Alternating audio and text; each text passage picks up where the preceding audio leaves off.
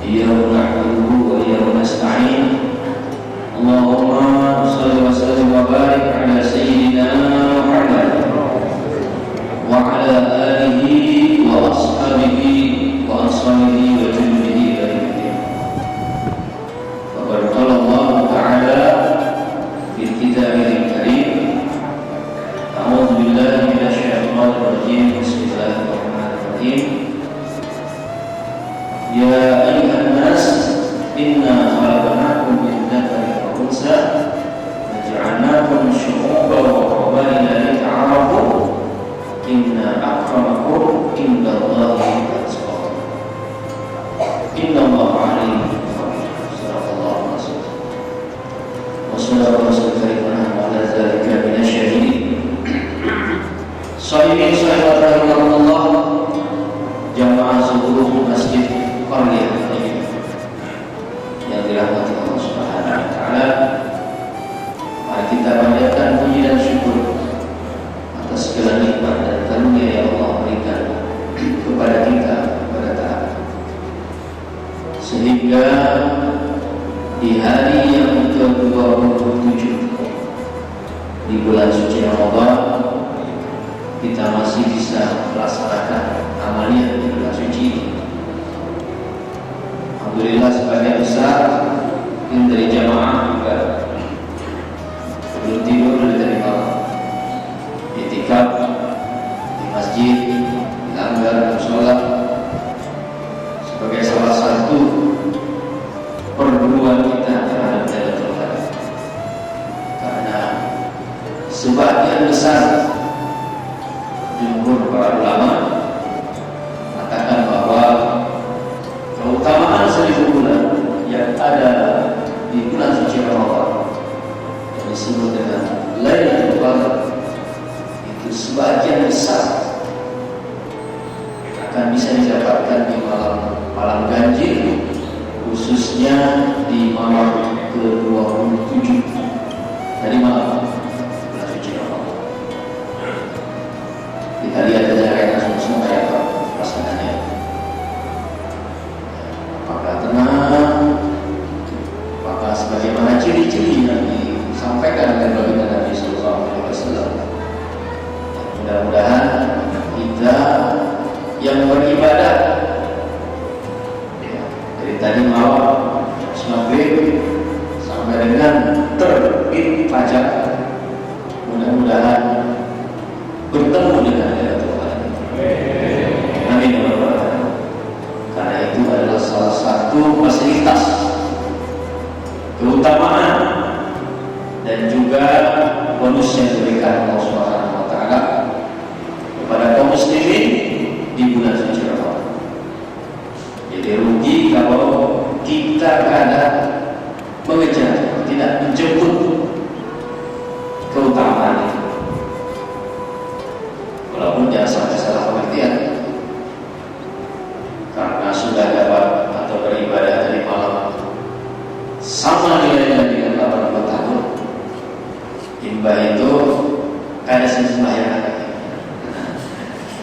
Karena baca Quran lagi. Kenapa? Cuma baca saja 80 tahun sudah tadi beribadah. Lebihan aja. Itu luput katanya. Jadi tidak seperti itu pemahamannya. Sehingga di bulan-bulan setelah malam ke-15 banyak masjid-masjid salat tarawih di bulan-bulan dan surah Al-Qadar itu. Inna anzalnahu fi lailatul qadar. Wa ma adraka ma lailatul qadar. Apa malam kemuliaan? Itu disebutkan Lailatul Qadri khairun min alfi syahr. Lailatul Qadar itu lebih baik daripada beribadah 1000 bulan, 83 tahun 4 bulan kalau itu dengan. Kenapa? Karena tadi malam atau semalam Lailatul Qadar itu tanazzalul malaikatu war-ruh fiha bi'izni rabbihim min kulli amr. Para malaikat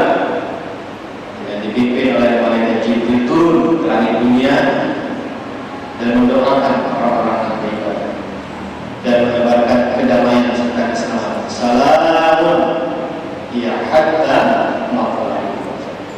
Ya, jadi diberikan keutamaan doa dari para malaikat, didoakan keselamatan ya, sampai terbit fajar. Jadi kalau tadi malam kita sudah ada kemudian ataupun juga beribadah, insya Allah jamaah saja, insya Allah dapat keutamaan. Sehingga ibadah kita tahun ini, puasa kita tahun ini, bulan suci Ramadan lebih baik daripada bulan-bulan sebelumnya atau tahun-tahun sebelumnya, sehingga itu bisa menjadi modal kita untuk 11 bulan berikutnya. Amin ya rabbal alamin. Nah, jemaah rahimakumullah,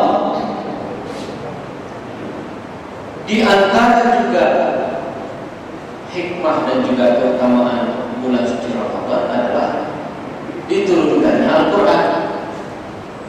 Sering Imam mengingatkan kita, Syahrul Ramadan alladzi unzila fihi Al-Quran.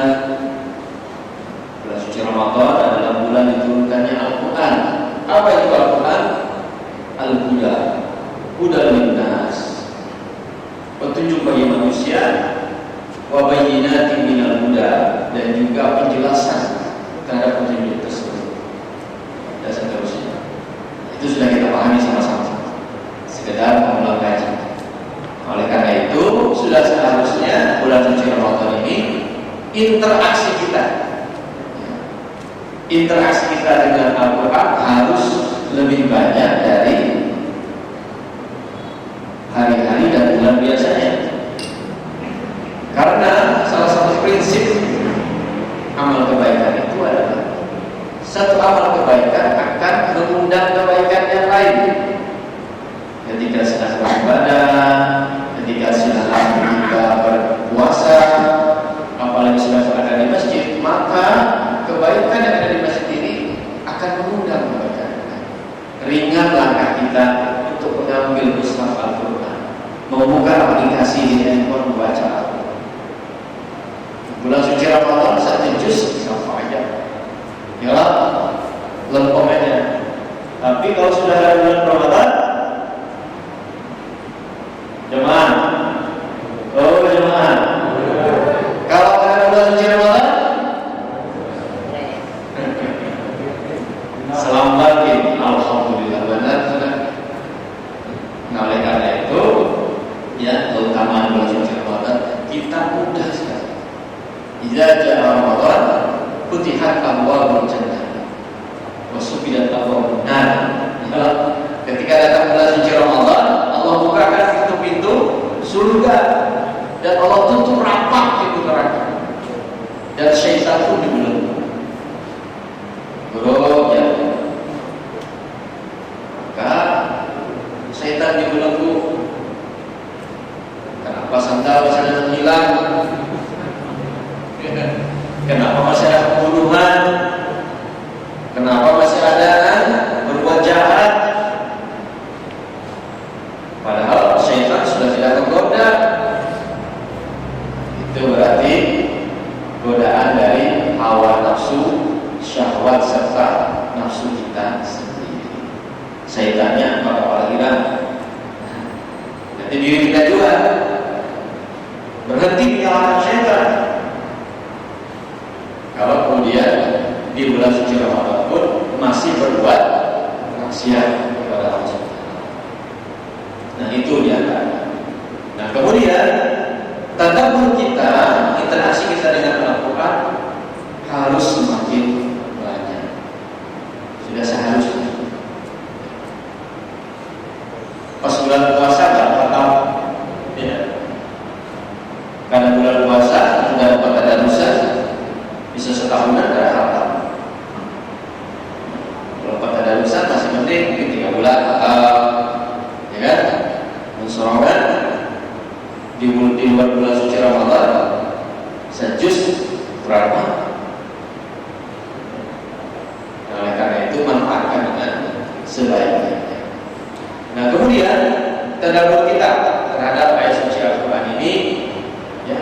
mengantarkan kita kepada hidayah Allah Subhanahu wa taala.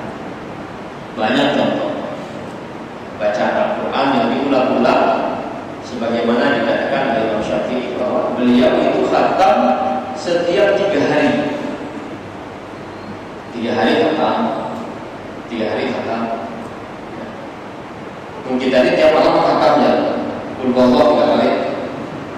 Karena qul huwa itu kan seperti Al-Qur'an. Jadi mau 3 kali dibaca qul huwa sebelum tidur khatam berarti Quran 30 juz. Qul huwa aja yang dibaca. Oleh karena itu yang rahmatullah, mari kita sama-sama mengingatkan yang masih belum selesai baca Qurannya, ayo diselesaikan. Masih ada waktu 3 hari untuk menyelesaikan bacaan-bacaan Quran kita. Kemudian tadi belum baca salah satu ayat suci Al-Quran yang terkait dengan Allah menciptakan manusia bersuku-suku, berbangsa-bangsa. Ada hitam, ada putih, ada kuning langsat, dan sebagainya. Macam-macam warna kulit, macam-macam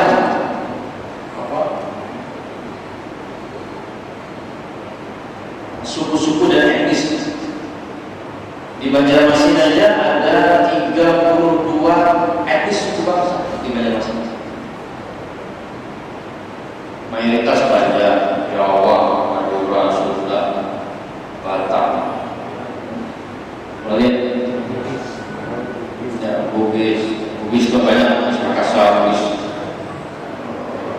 Mandar.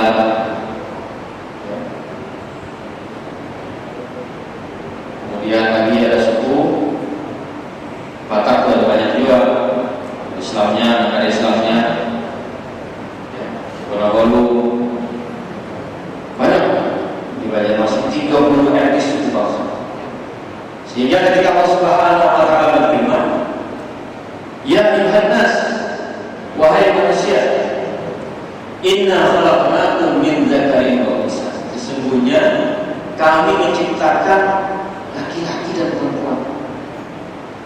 Wa ja'alnakum syu'uban wa qabaila lita'arafu. Diciptakan manusia itu bersuku-suku, berbangsa-bangsa. Supaya apa? Supaya saling kenal mengenal. Supaya saling kenal mengenal. Tidak ada bedanya antara orang Arab dan Azam, orang luar Arab. Karena Islam turun sebagai rahmatan lil alamin. Nah, kemudian siapa yang paling utama? Siapa yang paling tinggi derajatnya di antara suku-suku bangsa tersebut? Semua sama. Yang membedakannya adalah inna akramakum indallahi atqakum. Jadi yang membedakannya itu pada Allah adalah ketakwaannya. Nah, ketakwaannya itulah yang membedakannya. Anak suku apakah dia? Warna kulitnya apakah dia? Hitam kah, putih kah, coklat, kuning kah? Yang membedakannya adalah keimanan dan ketakwaannya di hadapan Allah Subhanahu wa taala. Jadi equal, ya, sama manusia. Di dalam Islam tidak ada dosa warisan. Ya, kalau dari kemarin itu ada dosa warisan, tapi di dalam Islam tidak ada. Bahkan anak yang lahir dari perzinahan sedikit sekali itu dia hanifan muslim. Dia hanif, dia suci. Walaupun dari perbuatan kedua orang tuanya yang tidak sesuai dengan tuntunan. Tetapi anaknya tidak mewarisi dosa orang. Jadi tidak ada dosa warisan di dalam Islam. Yang salah itu apa dalam namanya? Tapi anaknya suci, hanifan muslim. Ya, suci muslim. Nah, bicara tentang suku bangsa di dunia ini, betapa banyak suku bangsa yang sudah berjaya dengan keislaman. Banyak suku-suku bangsa di dunia ini yang berjaya, yang kilang gemilang, yang memimpin dunia dengan keislaman. Di hampir seluruh benua sudah ada. 5 benua, hampir 185 negara Islam itu ada di mana-mana. Tetapi kemudian tidak banyak suku bangsa yang dikategorikan sebagai suku bangsa yang utama, suku bangsa yang tinggi derajatnya di hadapan manusia. Kalau misalnya Hitler merasa bahwa bangsa Arya itu lebih utama dibandingkan dengan negara bangsa-bangsa lain, sehingga dia berhak untuk menguasai dunia, itu hanya karena seorang. Tetapi sesungguhnya keutamaan dan kejayaan itu silih berganti dari kalangan kaum muslimin, sehingga Allah amanahkan, Allah titipkan kejayaan-kejayaan bangsa di dunia itu dengan keislamannya. Ketika Allah mengatakan dalam firman-Nya, "Kuntum khairu ummatin ukhrijat lin-nas ta'muruna bil ma'ruf wa tanhauna 'anil munkar wa tu'minuna billah." Kalian adalah umat terbaik, khairu ummah, yang menyeru kepada yang ma'ruf dan mencegah daripada yang munkar dan beriman kepada Allah. Ada buku bagus Haji Mer tentang sejarah bangsa-bangsa dunia. Ditulis catatan itu, ini tahun berapa tahun ini? Tahun 2021. Nah, beliau mencatat 2000 tahun sebelum Masehi dari Nabi Daud, bangsa-bangsa, suku-suku bangsa. Jadi sudah silih berganti manusia hidup di muka bumi ini. 2000 tahun sebelum Masehi ada catatannya tentang jatuh bangunnya bangsa-bangsa ini. Jadi sengaja aku ambil tema ini supaya kita punya wawasan yang luas tentang suku-suku bangsa di dunia. Belajar sejarah sedikit. Sejarah bagaimana kejayaan bangsa-bangsa di dunia, terutama yang berjaya dengan keislaman. Jadi kalau Rasulullah SAW lahir tahun 657 Masehi. 7 Masehi berarti sudah 500 tahun jarak antara Nabi Isa dengan Rasul Sallallahu Alaihi Wasallam. 500 tahun berarti jarak antara Nabi Isa dan Nabi Muhammad Sallallahu Alaihi Wasallam. Jarak yang cukup untuk kemudian orang lupa dengan ajaran Nabi Isa, karena sudah 5 abad. Jarak yang cukup untuk orang kemudian lupa dengan Allah Subhanahu wa Ta'ala, sehingga harus diutus seorang Rasul terakhir untuk mengingatkan manusia, untuk menyempurnakan ajaran Islam. Ingat kalau Nabi dan Rasul, masih ingat Bapak Ibu yang 5 Nabi dan Rasul? Kalau Nabi ada berapa? Jamaah. Kalau jamaah, Nabi ada berapa?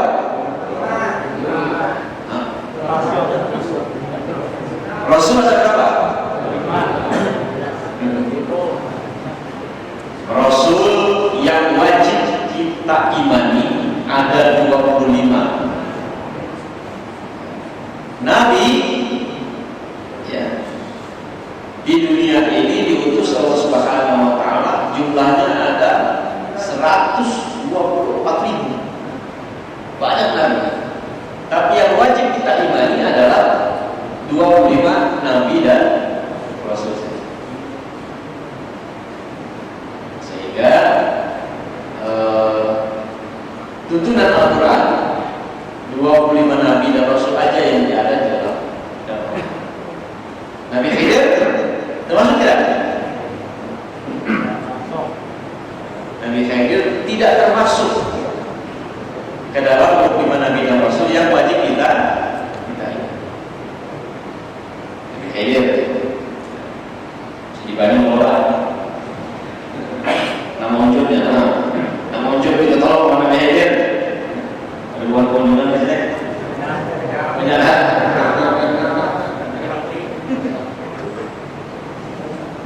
Nah, Nabi Khidir tidak termasuk yang wajib kita ingat. Lalu kemudian 25 nabi dan rasul harus kita hafal. Seharusnya kita ketahui sejarahnya, karena termasuk yang harus kita imani, berarti harus kita ketahui. Mulai dari Nabi Adam, sehingga kalau ada hafal rasanya 25 nabi dan rasul, katakan hafal jamaah ada hafal kan? Hadiah sepeda. Bila juga peresmian sepeda itu. Nah, kalau ini benar. Kena habis sepeda ya. Ada door prize yang bisa menyebutkan 25 nabi dan rasul dapat hadiah sepeda. Nah, ayo silakan. Jujur ini serius. Ya jemaah, ini bonus Lailatul Qadar.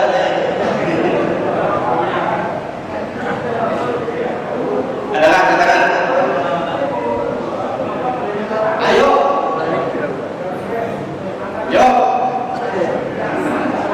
Kalau ada sama-sama kita, sama-sama kita baca.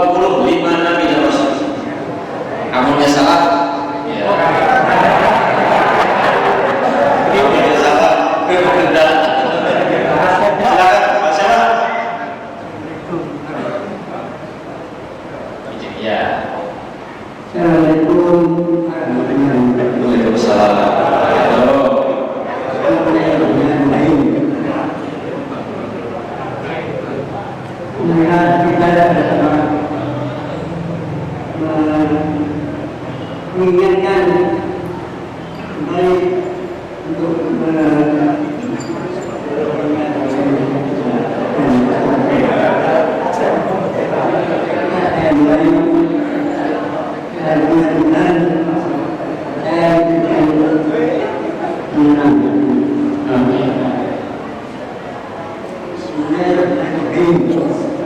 Adam Idris Nuh Salim Ibrahim Ismail Usut Musa Harun Ini Kementerian Daud Sulaiman biasa karya Subhanallah. Betul, luar biasa. Pak siapa? Pak siapa? Pak Haji sekali. Dapat dari semuanya lah. Pas semuanya lah. Sama dong.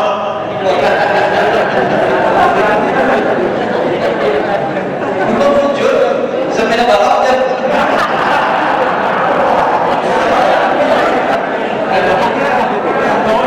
sepeda gunung kan?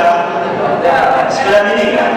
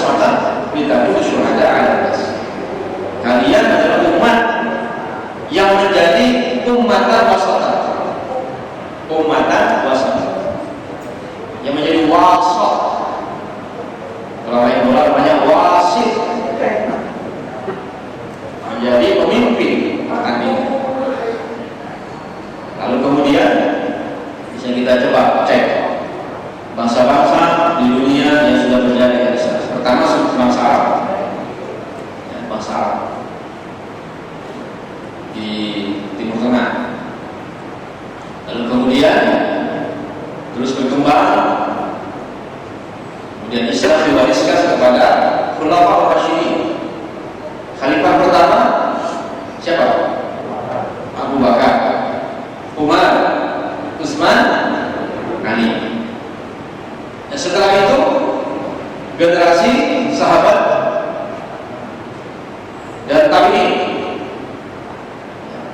yang tidak bertemu dengan Nabi tapi bertemu dengan sahabat. Berdirilah khalifahan ke khalifahan.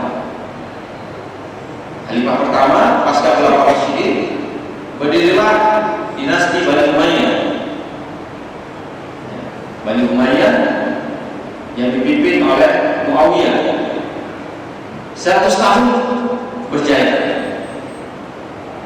mulai menaklukkan daerah-daerah keluar dari Islam.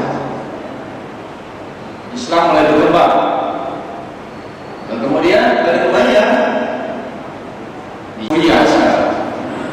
Suriah, Jordan, Aleppo, yang lagi berantakan sekarang. Nah, itu adalah sisa-sisa kejayaan kaum muslimin dengan suku Arab, bangsa Arab.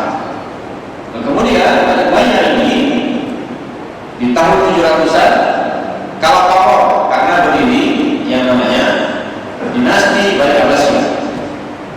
Pindah kekuasaan Islam berkembang di Baghdad. Di Baghdad Abbasiyah berkembang sampai 600 tahun kemudian. Tetapi ketika Abbasiyah ini berkembang, Umayyah ini mulai redup. Tapi menjelang terakhirnya Abbasiyah, maka Umayyah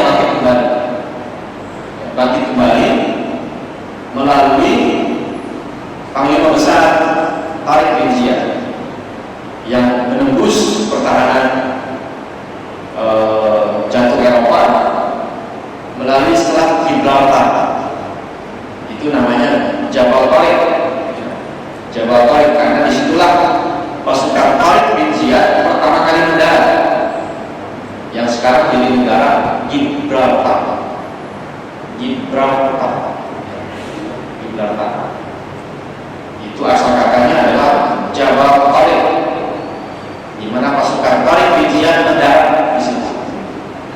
Lalu kemudian dari situlah penguasaan penaklukan terjadi di bawah lima Tariq bin Ziyad. Apa yang terkenal dari Tariq bin Ziyad adalah ketika pasukan mendarat di Gibraltar, maka seluruh pasukan disuruh turun, ratusan kapal-kapal disuruh dibakar. Jadi begitu mendarat, pasukan kaum muslimin ini langsung ke pantai, naik ke Jabal Tariq. Perintah Tariq bin Ziyad, bakar seluruh kapal. Untuk apa? Dengan lantang Tariq bin Ziyad mengatakan, kapal-kapal sudah kita bakar, tidak ada jalan untuk kembali, tetapi di depan ada sebuah harapan. Itulah ladang jihad ini. Lalu kemudian Tariq bin Ziyad dengan hampir 10.000 pasukan mulai berekspansi. Semangat yang dikobarkan adalah di depan adalah masa depan kita, di depan adalah masa depan kaum muslimin. Sementara di belakang kita kapal sudah kita bakar, tidak ada jalan untuk kembali. Coba kalau sudah seperti itu berarti hidup mati kan? Hidup mati.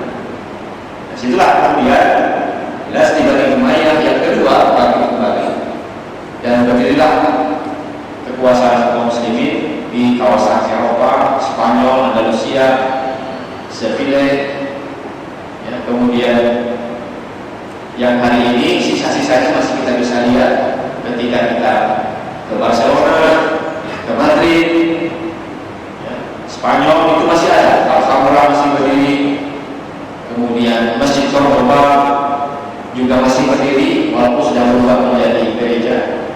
Kebalikan dengan yang di Istanbul kan, yang di Istanbul gereja jadi Masjid Hagia Sophia. Hagia Sophia itu 1000 tahun sebagai gereja. Kemudian ketika Muhammad Al-Fatih menaklukkannya itu 600 tahun sebagai masjid. di era Turki modern ketika Daulah Islamiyah jatuh, Kemal Paşa salah satu merubah Hagia Sophia menjadi museum selama 83 tahun. Kemudian 10 Juni 2020 Presiden Erdogan mengembalikan museum menjadi masjid kembali. Itulah Hagia Sophia yang awalnya adalah gereja, sekarang kembali menjadi masjid. Nah, sebaliknya itu kejadian sebaliknya di Spanyol, Andalusia dan sekitarnya. Ketika kejayaan kaum muslimin ya, pernah ya, sisa-sisa masih ada di sekitar ya, Granada, Andalusia, ya, itu sisa-sisa kaum muslimin. Masjid Cordoba, University of Cordoba, perpustakaan yang luar biasa, masih ada sisa-sisa peninggalan. Mudah-mudahan suatu saat kita bisa ziarah di sana. Spanyol bergerak. Niatnya ziarah, ya, mengikut jejak kejayaan kaum muslimin. Disitulah yang dinamakan dengan kekuasaan Bani Umayyah yang kedua, maju adalah menggunakan teknologi. Ya, di sini bangsa Eropa dan sebagian imigran dari Afrika Utara yang dikenal sebagai Bangsamoro. Nah, mereka percaya dengan Islam. Jadi sisa Umayyah yang kedua itu sudah bercampur. Umayyah yang pertama Arab, ya, tetapi Umayyah yang kedua ini sudah ada perpaduan dengan Eropa dan Afrika Utara. Afrika Utara itu Mesir dan sekitarnya. Itu suku-suku bangsa yang percaya dengan Islam. Lalu kemudian setelah itu ketika Abbasiyah berjaya muncul Umayyah kedua, Umayyah kemudian diganti oleh Fatimiyah di Iran, Persia, bangsa Persia berjaya dengan keislamannya. Kemudian kita masih ingat Taj Mahal, Taj Mahal sisa-sisa kejayaan kaum muslimin di India di zaman siapa? Ada film dulu tuh di TV. Shah Jahan, kemudian Haider Ali. Nah, itu sultan-sultan di zaman masa India berjaya dengan keislamannya dan sekitarnya masih ada. Lalu kemudian Persia sudah, kemudian terakhir adalah ketika Islam berkembang setelah Abbasiyah mulai jatuh, diserang oleh kewilayahan, dihantam oleh Genghis Khan, hancur lebur di zaman kewilayahan. Lalu kemudian perpustakaan kaum muslimin dihancurkan semua, Baghdad jatuh, jadilah Laut Hitam. Kenapa itu Laut Hitam? Karena jutaan judul buku, jutaan buku di perpustakaan ya, Baghdad saat itu dibuang laut, tinta-tintanya itu yang menyebabkan Laut Hitam yang kemudian dikenal dengan Laut Hitam. Itu pada sisa-sisa kemajuan dan pengetahuan kaum muslimin yang kemudian hancur oleh kekuasaan kewilayahan dan jahiliyah. Jadi diserang oleh Bangsamoro saat itu. Sehingga kemudian sejarah hancurnya kaum muslimin di situ. Kemudian pada saat yang sama di tahun 1200-an sisa-sisa kekuasaan kaum muslimin di Andalusia dan sekitarnya di bawah kekuasaan Bani Umayyah itu sudah mulai melemah. Kaum muslimin sudah mulai jauh dari keislamannya. Pada saat yang sama bangkit ya raja-raja di Eropa. Salah satunya adalah Raja Ferdinand dengan ratunya Isabella. Nah, Ratu Isabella yang kita nyanyikan itu, yang kita lakukan itu, yang kita suka nyanyi yang lagu itu, Isabella Arabinya itu lagu Isabella berlumuran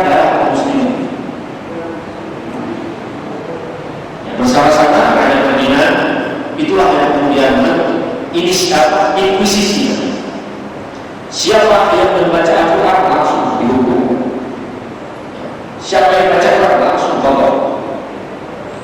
Sehingga kemudian kegelapan bagi kaum muslimin di Eropa seperti itu, di Andalusia. Sehingga hari ini kita bisa melihat dan menyaksikan tinggal 4% saja di Spanyol itu kaum muslim habis. Masjid sudah tidak ada. Walaupun sekarang masih ada, alhamdulillah masih ada, protokol masih ada, tapi semua sudah berubah.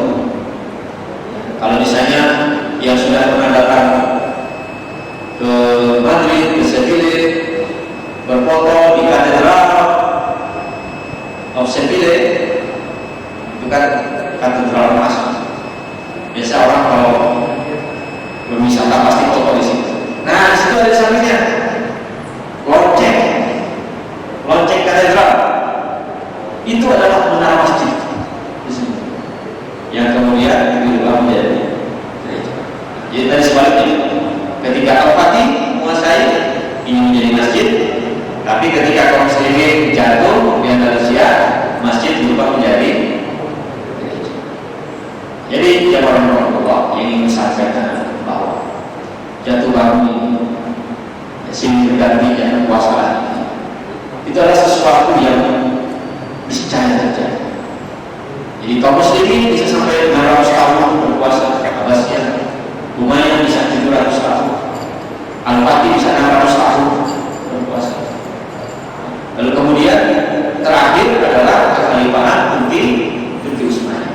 Turki Utsmani yang kemudian berjaya dengan Islam. Utsmani itu bukan Arab. Utsmani itu bangsa Seljuk, bangsa yang hidup di Asia Tengah, Anatolia dan sekitarnya. Nah, inilah yang kemudian mewarisi keturunan kaum muslimin. Berdirilah suku Seljuk. Seljuk kejayaannya di zaman Sultan Murad II. Kakeknya Muhammad, ayahnya Muhammad. Itulah zaman kekuasaan. Tapi kemudian ekspansinya justru terjadi di zaman Muhammad Al-Fatih. Al-Fatih adalah wujud daripada hadis Nabi ketika Nabi SAW mengucapkan sebuah hadis ketika perang Khandaq. Romawi kita kuasai, Romawi kita kalahkan. Ketika Nabi bersabda, la tahtahna Konstantinia, wa khairul amiru amiruha, wa khairul jaisuha. Akan ditaklukkan Konstantinopel oleh pasukan terbaik dan oleh pemimpin terbaik yang memimpin pasukan itu. Jamaah Allah, jarak antara hadis Nabi dengan penaklukan Konstantinopel jaraknya 825 tahun. 825 tahun. Termasuk Sultan Murad II ingin mewujudkan hadis itu. Termasuk sejak Muawiyah menyerang Konstantinopel juga ingin mewujudkan hadis itu. Tetapi ternyata pasukan terbaik adalah pasukan Muhammad. Pemimpin terbaik adalah Sultan Mehmed II atau Sultan Muhammad Al-Fatih. Inilah yang kemudian menjadi cita-cita besar seluruh kita muslimin. Tetapi Al-Fatih lah yang mewujudkannya, seorang anak muda berusia 21 tahun yang mewujudkan hadis Nabi. Ternyata pasukan terbaik adalah pasukan Al-Fatih, pemimpin terbaik adalah Sultan Muhammad Al-Fatih. Itulah wujud daripada realisasi hadis Nabi yang beliau sampaikan ketika mengayunkan palunya untuk menghancurkan batu besar yang ada ketika perang. Nah, jangan lupa sudah sampai Isra, sebentar lagi. Ulun berharap apa yang kita sajikan pagi ini menjadi sebuah pemikiran kita bahwa hampir semua suku-suku bangsa di dunia, bangsa-bangsa besar di dunia itu sudah pernah percaya dengan keislaman. Hanya satu bangsa di dunia yang mayoritas kaum muslimin yang sampai hari ini belum diberikan kesempatan menjadi sebuah kekhalifahan ataupun juga percaya dengan Islam. Bangsa apa itu? Bangsa? Akhir. Bangsa? Bangsa Melayu. Bangsa Melayu. Berarti Indonesia, Malaysia, Brunei, sebagian Kamboja, sebagian Vietnam, sebagian Thailand. Nah, itulah etnis di dunia yang mayoritas beragama Islam tetapi belum diberikan kesempatan untuk berjaya dengan Islam. Ini mungkin PR bagi kita. Mudah-mudahan ya, Al-Fatih yang baru itu lahir dari suku yang atau etnis bangsa Melayu yang ada di Asia Tenggara. Karena secara jumlah penduduk kita mayoritas kaum muslimin, tetapi belum diberikan kesempatan menjadi pemimpin kaum muslimin. Apakah kita ada presiden siapa gitu, atau mungkin di anak cucu kita? Apakah 50 tahun yang akan datang? 100 tahun yang akan datang? 500 tahun yang akan datang? Kita tidak tahu. Tetapi doa kita, Rabbana hab lana min azwajina wa dzurriyyatina qurrata a'yun, yang terakhir, waj'alna lil muttaqina imama. Jadikanlah kami ini pemimpin bagi orang-orang yang beriman. Nah, jadi luar biasa doa apa-apa doa kita ketika kita mengatakan Rabbana hab lana min azwajina, ya Allah jadikanlah anak istri keturunan dzurriyyatina qurrata a'yun, cahaya mata, penyejuk hati, penenang jiwa. Qurrata a'yun yang didoakan anak halus, Rabbana hab lana min azwajina wa dzurriyyatina qurrata a'yun, dan ujung doa kita waj'alna lil muttaqina imama. Jadikanlah yang anak halusnya jadi pemimpin dari kaum muslimin. Mudah-mudahan. Kira demikian, mohon maaf, terima kasih banyak ya. Selamat menjalankan ibadah puasa. Mudah-mudahan kita menjadi pemenang dalam perang melawan nafsu kita sebelum kemudian kita menang dalam peperangan yang lain.